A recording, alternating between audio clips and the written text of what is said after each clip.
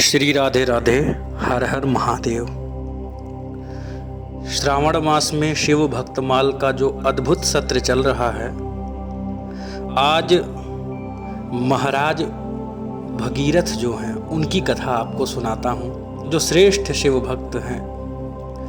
महाराज सगर के 60,000 पुत्र कपिल मुनि के क्रोध से भस्म हो गए। बहुत दिनों बाद सगर के वंश में उत्पन्न हुए भगीरथ ने जो गोकर्ण तीर्थ, कहाँ है ये? कारवार के बंदरगाह में 40 मील की दूरी पर समुद्र के किनारे कुमटा नामक कस्बे में, कर्नाटक के उत्तर कन्नड़ जिले में गोकर्ण शिव है। उस जगह पर गोकर्ण तीर्थ में 1000 वर्ष तक कठिन तपस्या किया और ब्रह्मा जी को प्रसन्न किया। ब्रह्मा जी प्रसन्न हुए, भगीरथ के पास आए और उन्होंने कहा, वरदान मांगिए। भगीरथ जी ने हाथ जोड़ करके कहा, हे प्रभु, मेरे पूर्वज इस समय न जाने किस दशा में पड़े हैं, कपिल मुनि के क्रोध से भस्म हो चुके हैं, उनका उद्धार करना मेरा परम कर्तव्य है। हे देव, आप ऐसा प्रयास कीजिए कि गंगा जी इस पृथ्वी पर आवें और अपने पावन जल से मेरे पूर्वजों का उद्धार करें। ब्रह्मा जी ने कहा कि मैं गंगा जी को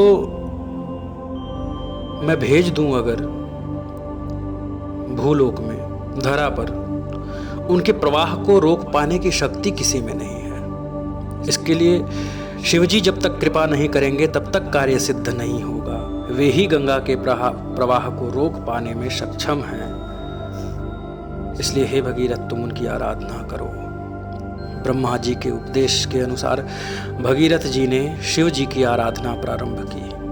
अन्न जल का परित्याग कर पैरों के एक अंगूठे पर खड़े होकर के योग की उत्कृष्ट दशा जो होती है, नटराज मुद्रा, 1 वर्ष तक भगवान शंकर का ध्यान करते रहे। उनकी अनन्य तमस्का, जो अनन्यतम भक्ति है, इसको देख करके उमापति प्रकट हुए और कहने लगे, हे भक्त, मैं तुम्हारी तपस्या से अत्यंत प्रसन्न हूं, मैं तुम्हारी कामना पूर्ण करूंगा, क्या चाहिए तुम्हें? भगीरथ जी ने कहा, गंगा जी को अपनी जटा में रोक करके हमारा प्रिय कार्य करिए प्रभु। गंगा जी को अपने वेग का बड़ा गर्व था, इससे उन्होंने शिव जी को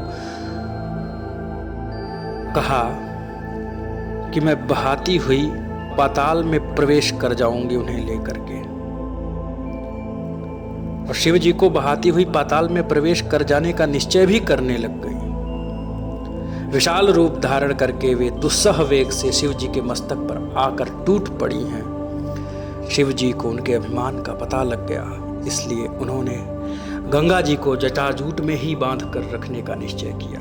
गंगा पूरे वेग से शिव की जटाओं में गिरी और समा गई। पता भी नहीं लगा कि कुछ से जटा में आया है।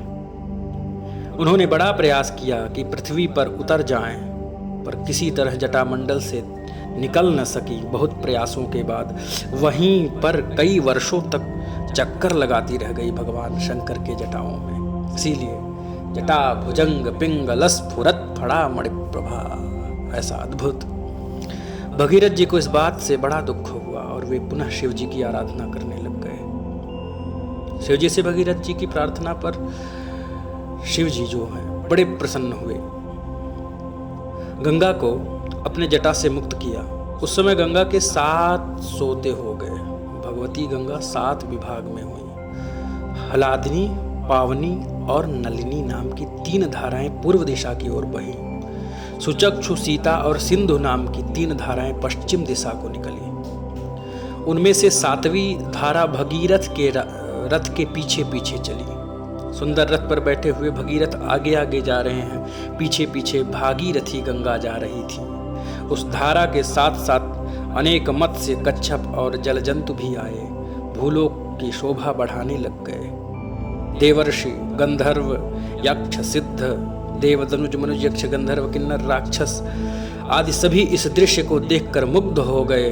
देवता लोग भी आकर इस गंगा अवतरण के दृश्य को देखने लग गए।